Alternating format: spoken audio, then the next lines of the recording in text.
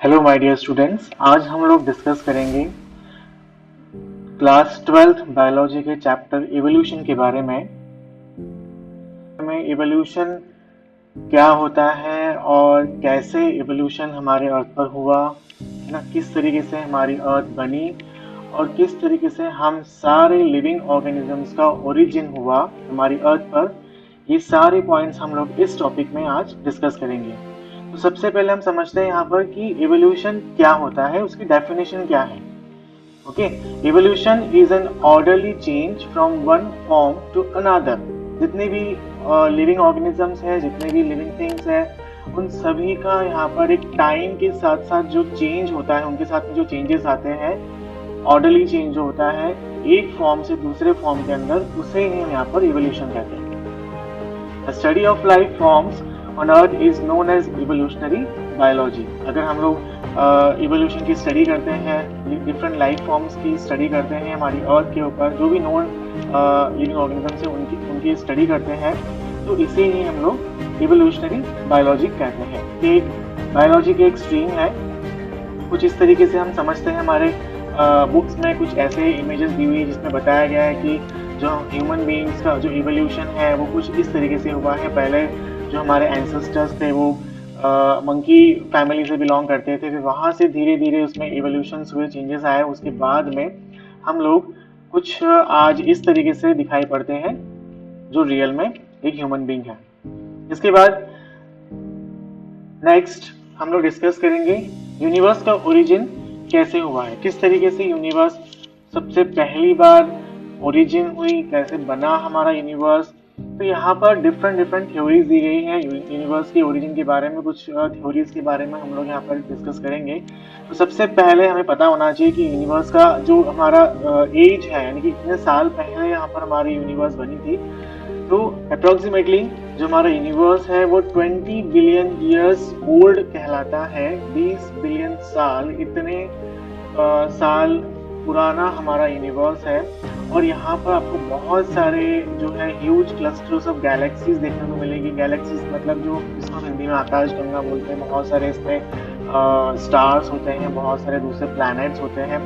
इन सभी का कॉम्बिनेशन होते हैं हमारे इस यूनिवर्स के अंदर। जो गैलेक्सीज होती है इसमें आपको स्टार्स मिलेंगे और डिफरेंट गैसेस और डस्ट के आपको इसमें क्लाउड्स यानी कि बादल दिखाई पड़ते हैं। अगर हम इसका इमेज देखेंगे तो इसमें आपको समझ में आ जाएगा।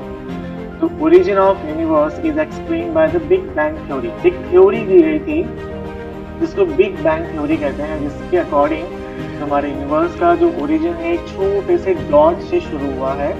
एक छोटे से डॉट से यहाँ पर ओरिजिन हुआ हमारे यूनिवर्स का, यानी कि वहाँ पर ब्लास्ट हुआ बहुत बड़ा। इतना बड़ा ब्लास्ट था कि उसमें से बहुत सारे मैटर्स निकले, बहुत सारे गैसेस, बहुत सारे एलिमेंट्स, बहुत सारे और भी चीज़ें, लाइट्स, बहुत सारी चीज़ें वहाँ पर उसमें से रिलीज हुई। और उसके बाद में फिर यहाँ पर उसके डिफरेंट क्लाउड्स बने और फिर धीरे धीरे हमारे डिफरेंट प्लैनेट्स और सोलर सिस्टम के का ओरिजिन इससे हुआ। तो अकॉर्डिंग टू इट, जो बिग बैंग थ्योरी है उसके अकॉर्डिंग यहाँ पर एक ह्यूज एक्सप्लोजन हुआ था हमारे यूनिवर्स के अंदर, ठीक है। और जो यूनिवर्स है फिर उसके थ्रू यहाँ पर एक्सपांड हुआ, धीरे धीरे वो बढ़ता गया। टेम्परेचर जो था वो बहुत पहले ह्यूज था, धीरे धीरे वो टेम्परेचर कूल डाउन होना शुरू हो गया। हाइड्रोजन और हीलियम जैसे जो भी एलिमेंट्स थे वो धीरे धीरे वहाँ पर डेवलप होना शुरू हुए। उसके बाद में द गैलेक्सीज का यहाँ पर ओरिजिन शुरू हुआ। कंडेंसेशन स्टार्ट हुआ। कंडेंसेशन के टाइम पर यहाँ पर धीरे धीरे सारे जो भी गैसेस थी वो ग्रेविटेशनल पुल की वजह से एक छोटे से एरिया में धीरे धीरे सिकुड़ना शुरू हो गए, और जिसकी वजह से हमको यहाँ पर कुछ गैलेक्सीज के इमेजेस दिखाई पड़ती है।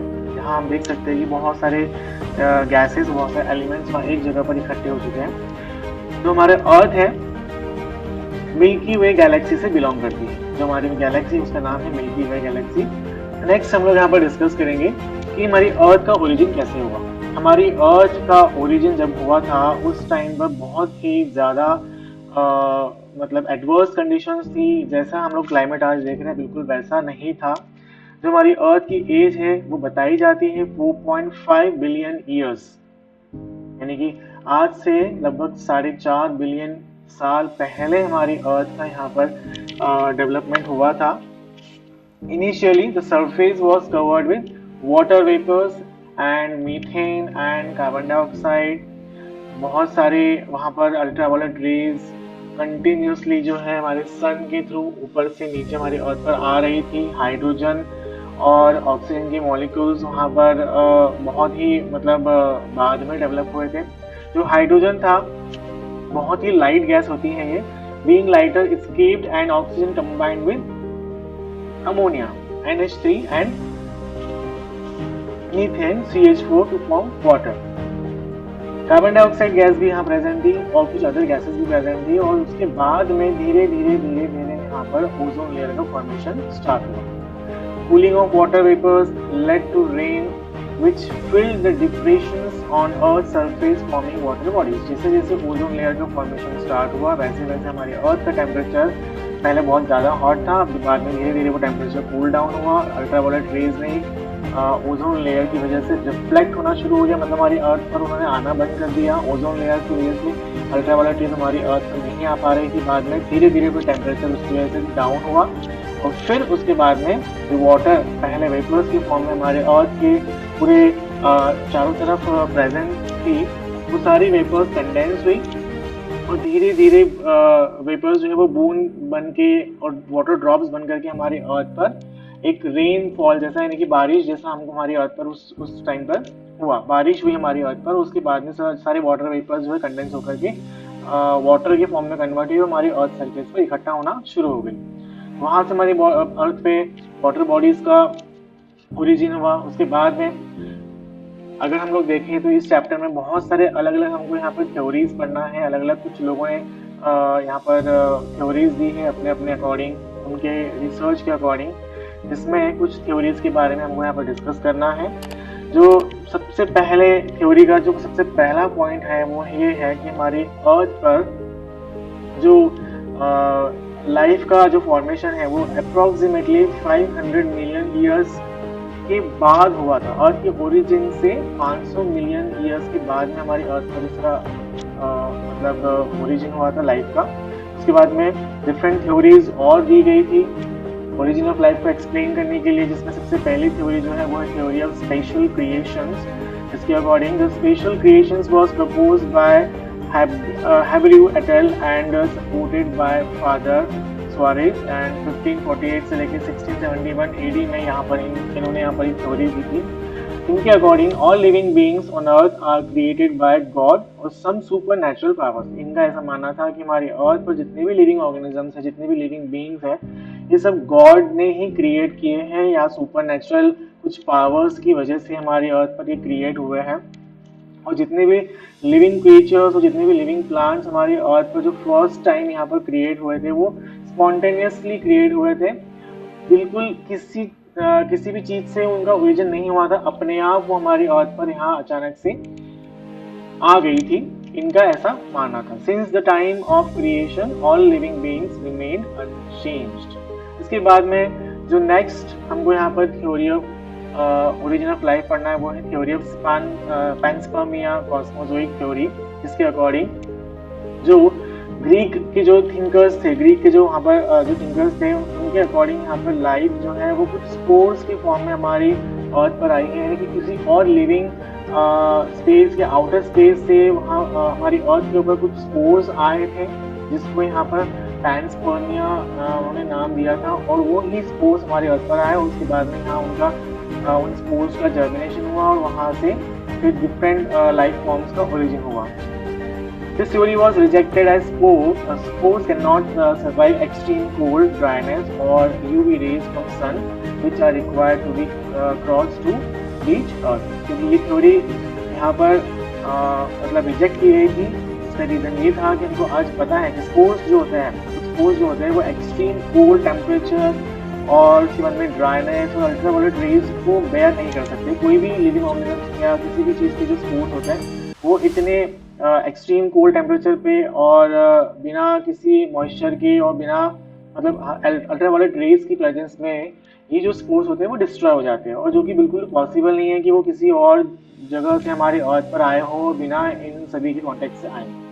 ठीक है, जैसे अगर स्पोर्स आए भी हैं हमारी अर्थ पर तो उनके रास्ते में बहुत सारा कोल्ड टेम्परेचर, उसके बाद में ये अल्ट्रावायलेट रेज का उनके साथ में एक्सपोजर होने की वजह से वो वहाँ पर डिस्ट्रॉय हो चुके होंगे, तो इस वजह से ये थ्योरी जो है यहाँ पर एक्सेप्ट नहीं की गई थी। उसके बाद में नेक्स्ट हम लोग जो थ्योरी पढ़ेंगे वो है थ्योरी ऑफ स्पॉन्टेनियस जनरेशन। तो स्पॉन्टेनियस जनरेशन के अकॉर्डिंग जो लाइफ यहाँ पर हमारे यहाँ ओरिजिन हुई थी वो डिकेइंग और रॉटिंग मैटर्स लाइक जैसे स्ट्रॉ हो गया, मड हो गया, यहाँ इन सब चीज़ों से हमारे अर्थ में लाइफ का ओरिजिन हुआ था। और उसका एक यहाँ पर स्पॉन्टेनियस जनरेशन का जो थ्योरी है लुईस पास्चर ने उसको अपने एक एक्सपेरिमेंट के थ्रू डेमोन्स्ट्रेट भी किया था कि जो लाइफ है वो प्री एग्जिस्टिंग लाइफ से ही आती है। इस वजह से ये वाली जो थ्योरी है ये थ्योरी भी यहाँ पर फेल हो गई, इसको एक्सेप्टेंस नहीं मिला। He placed filled yeast in a pre-sterilized flask and in a flask open to air. He showed that life did not originate in the former but new living organisms arose in the latter. तो Lewis pasture का जो experiment था उसके according उन्होंने यहाँ पर क्या किया, उन्होंने एक फ्लास्क लिया जिसके अंदर उन्होंने कुछ सपोज फील्ड ईस्ट को उन्होंने यहाँ पर प्लेस किया था, फील्ड ईस्ट को प्लेस किया एक प्री स्टेरिलाइज यानी कि पहले से क्लीन किए हुए फ्लास्क के अंदर, और उसके बाद में उस फ्लास्क को उन्होंने ओपन रखा ताकि अंदर एयर जा सके। उसके बाद में कुछ टाइम के बाद में उन्होंने यहाँ पर ये ऑब्जर्व किया कि जो लाइफ है वो अपने आप नहीं आती है, वो किसी दूसरे लिविंग ऑर्गेनिजम्स के थ्रू ही यहाँ पर डेवलप होती है। मतलब वो बाद में जो वहाँ पर जो फ्लास्क था उसके अंदर जो क्लोज फ्लास्क था उसमें कोई भी लाइफ उनको लाइफ का मतलब कोई भी इसमें नहीं मिला, ठीक है, लाइफ नहीं उनको मिली। जो नेक्स्ट थ्योरी है वो है थ्योरी ऑफ केमिकल इवोल्यूशन और ओपेरिन हेल्डेन थ्योरी इसको हम कहते हैं। जो थ्योरी है इसको ओपेरिन और हेल्डेन ने सबसे पहली बार दिया था और उनके अकॉर्डिंग जो भी लाइफ हमारे अर्थ पर ओरिजिनेट हुई है वो प्री एग्जिस्टिंग चीज़ों से ही यहाँ पर ओरिजिनेट हुई है, नॉन लिविंग ऑर्गेनिक मॉलिक्यूल्स के थ्रू। एग्जाम्पल जैसे आरएनए होता है, प्रोटीन होता है, किसी न किसी तरीके से हमारे अर्थ पर आरएनए और प्रोटीन का डेवलपमेंट हुआ। उसके बाद में इन्हीं सब चीज़ों ने यहाँ पर हमारे अर्थ पर लाइफ का फॉर्मेशन किया। कुछ केमिकल इवोल्यूशंस यहाँ पर हुए और उन केमिकल इवोल्यूशंस के वजह से ही हमारी अर्थ पर लाइफ का ओरिजिन हुआ, जैसे कि formation of diverse organic molecules from inorganic constituents. The conditions on Earth favoring chemical evolution were high temperature, volcanic storms, reducing atmosphere, and containing methane, ammonia, etc. जो पहले की कंडीशन थी हमारी अर्थ की, बहुत ज़्यादा हाई टेम्परेचर हुआ करता था उस टाइम पर, बहुत ज़्यादा वोल्केनिक स्टॉर्म्स आया करते थे, मतलब बहुत ज़्यादा वो ज्वालामुखी फटना वगैरह और बहुत सारे लाइटनिंग थंडर्स आया करते थे उस टाइम पर, ठीक है। मतलब रिड्यूसिंग एटमॉस्फेरिक कंडीशन थी उसके अंदर। फिर हमारे पास में कुछ गैसेस अवेलेबल थी जैसे कि मीथेन और अमोनिया गैसेस अवेलेबल थी, और इन सारी चीज़ों के साथ में इन सारे बायोमोलिक्यूल्स जो भी वहाँ पर गैसेस फॉर्म में प्रेजेंट हैं इन सभी ने रिएक्शन की और फिर कुछ डिफरेंट लाइफ फॉर्म्स का हमारे अर्थ पर ओरिजिन हुआ था। उसी को उन्होंने यहाँ पर एक एक्सपेरिमेंट के थ्रू डेमोन्स्ट्रेट किया था, इसको मिलर्स एक्सपेरिमेंट कहते हैं। हम लोग आप इस इमेज में देख सकते हैं किस तरीके से यहाँ पर दो डिफरेंट चैम्बर्स लिए हुए हैं। एक चैम्बर में यहाँ पर आपको बॉइलिंग वाटर मिल रहा है जो नीचे आपको दिख रहा होगा, उसके बाद में उससे एक ट्यूब कनेक्ट करके ऊपर वाले एक चैम्बर में उसको जोड़ा गया है, ठीक है। यहाँ पर जो वाटर है उसको बॉईल किया जा रहा है कंटिन्यूसली ताकि जो वाटर है वो वेपर्स के फॉर्म में आ सके, जैसे कि हमारे प्रीवियस या प्रिमिटिव अर्थ पर वाटर मॉलिक्यूल्स वेपर्स के फॉर्म में अवेलेबल थे। ये सारे वेपर्स जो है इस ट्यूब से होते हुए कहाँ पर जा रहे हैं, दूसरे चैम्बर में, जहाँ पर डिफरेंट सपोज एक पर्टिकुलर वोल्टेज का एक स्पार्क डिस्चार्ज करंट वहाँ पर एक लाया जा रहा है। मतलब एक ऐसी कंडीशन वहाँ पर क्रिएट की जा रही है जैसे बिल्कुल थंडर स्टॉर्म के टाइम पर होती है, बिजली कड़कती है हमारे अर्थ पे, और जितना वोल्टेज होता है उसका उसके अकॉर्डिंग सेम उसी तरह का एनवायरनमेंट यहाँ पर क्रिएट करने की कोशिश की यहाँ पर मिलर ने। और कुछ डिफरेंट गैसेस के कॉम्बिनेशन भी वहाँ पर अवेलेबल थे इस दूसरे चैम्बर के अंदर, जैसे कि मीथेन, अमोनिया हो गया, उसके अलावा हाइड्रोजन गैस वहाँ पर अवेलेबल थी। तो वाटर के वेपर्स के मॉलिक्यूल्स, मीथेन के मॉलिक्यूल्स, अमोनिया के मॉलिक्यूल्स, हाइड्रोजन गैस, और फिर ये जो स्पार्क यहाँ पर क्रिएट किया जा रहा है इलेक्ट्रोड्स के थ्रू, इन सारे चीज़ों की वजह से और इस स्पार्क की वजह से फिर यहाँ पर जो भी कुछ बायोमोलिक्यूल क्रिएट हुए उनको फिर बाद में कंडेंसर से पास किया गया, यानी कि टेम्परेचर कूल डाउन करने के लिए उसको कंडेंसर से पास करना पड़ता है। कंडेंसर से पास किया, वो सारे मॉलिक्यूल्स कूल डाउन हुए और फिर एक लिक्विड के फॉर्म में वो इकट्ठा हुई। नीचे आप रेड कलर में देख सकते हो, वहाँ पर वाटर भी प्रेजेंट है और कुछ ऑर्गेनिक कंपाउंड्स भी प्रेजेंट है। और इन्हीं ऑर्गेनिक कंपाउंड्स के अंदर मिलर ने ये ऑब्जर्व किया कि उसमें कुछ आपके मतलब डिफरेंट बायोमोलिक्यूल्स वहाँ पर उनको मिले हैं। ये वाला जो एक्सपेरिमेंट है एस.एल. मिलर और H.C. यूरे ने 1953 में इसको दिया था एक क्लोज्ड फ्लास्क के अंदर, जिसमें मैंने आपको बताया जैसे कि डायग्राम में शो किया था। यहाँ पर मीथेन, हाइड्रोजन गैस, अमोनिया और वाटर वेपर्स यहाँ पर अप्रोक्सीमेटली 800 डिग्री सेंटीग्रेड टेम्परेचर पे इन सभी को ट्रीट किया गया, इस सभी चीज़ों को इलेक्ट्रिक डिस्चार्ज के थ्रू। और यहाँ पर एक मतलब ऐसी कंडीशन क्रिएट की उन्होंने मिलर ने कि बिल्कुल प्रिमिटिव अर्थ पे जैसा एटमॉस्फेयर था बिल्कुल वैसा ही एटमॉस्फेयर और वैसे ही चीज़ें यहाँ उन्होंने छोटे से एक एक्सपेरिमेंट के फॉर्म में अवेलेबल करवाई, ताकि हम जान सके कि उस सिचुएशन में क्या कौन कौन से बायोमोलिक्यूल्स बने थे। तो कुछ टाइम के बाद उन्होंने ये ऑब्जर्व किया कि जो नीचे जो कंडेंसर से पास करने के बाद में नीचे उनको जो सोल्यूशन या जो लिक्विड मिल रहा है वहाँ पर उनको अमीनो एसिड और कुछ कॉम्प्लेक्स मॉलिक्यूल जैसे कि शुगर, नाइट्रोजन बेसिस जो कि डीएनए फॉर्मेशन के लिए बहुत ही इंपॉर्टेंट रोल प्ले करता है, और कुछ पिगमेंट्स और कुछ फैट के मॉलिक्यूल्स भी यहाँ पर उनको फ्लास्क के अंदर मिले, जिससे यहाँ उन्होंने ये प्रूव किया कि जो लाइफ का ओरिजिन है। इसके पहले जो हमने डिफरेंट थ्योरी जो पढ़ी उन थ्योरीज में से किसी भी थ्योरी का कुछ भी एविडेंस नहीं है, लेकिन जो मिलर ने और एक्सपेरिमेंट ने यहाँ पर जो प्रूव किया मिलर के एक्सपेरिमेंट ने, उसके अकॉर्डिंग हम समझ सकते हैं कि बिल्कुल जैसे यहाँ पर उन्होंने एक्सपेरिमेंट में शो किया था, जैसी सिचुएशन हमारे प्रिमिटिव अर्थ पर थी उसी सिचुएशन में यहाँ पर कुछ बायोमोलिक्यूल्स बने। एग्जांपल जैसे कि शुगर हो गया, नाइट्रोजन बेस्ड पिगमेंट्स और कुछ फैट मॉलिक्यूल्स, कुछ अमाइनो एसिड्स, और फिर उसके बाद में ये सारे मॉलिक्यूल्स एक साथ मिलकर के एक लाइफ फॉर्म उन्होंने यहाँ पर डेवलप किया हमारी अर्थ के ऊपर, और फिर बाद में धीरे धीरे वो लाइफ फॉर्म जो है वो एवोल्यूशन के साथ साथ चेंजेस कर करके कुछ और ज़्यादा मोर कॉम्प्लेक्स फॉर्म में कन्वर्ट हुआ। कि जो मिलर का एक्सपेरिमेंट था इसने यहाँ पर मतलब प्रूफ किया, कुछ एविडेंसेस हमको दिए कि किस तरह से केमिकल ओरिजिन की वजह से हमारे अर्थ पर लाइफ का ओरिजिन हुआ।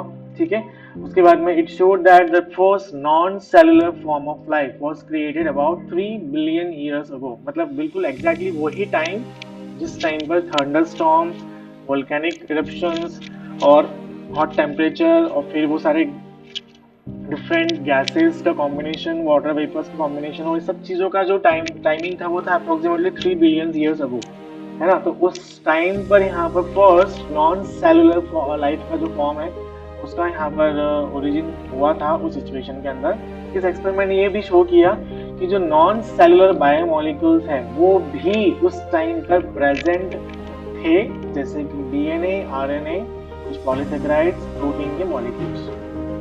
ओके, इस तरीके से आज के लिए इतना ही। हम लोग जो बाकी का जो नेक्स्ट टॉपिक है हमारे इस चैप्टर के, इसमें हमको डिफरेंट इवोल्यूशन के बारे में पढ़ना है, कौन किस तरीके से लिविंग ऑर्गेनिजम्स का इवोल्यूशन हुआ और उसके लिए कौन कौन से यहाँ पर मतलब हमारे पास में प्रूफ है या एविडेंसेस अवेलेबल हैं, उनके बारे में हम लोग अगले क्लास में, अगले वीडियो में डिस्कस करेंगे। तो थैंक यू सो मच। और आपको अगर वीडियो पसंद आया है तो मेरे इस चैनल को सब्सक्राइब कीजिए ताकि आपको आने वाली वीडियो के बारे में अपडेट मिल सके।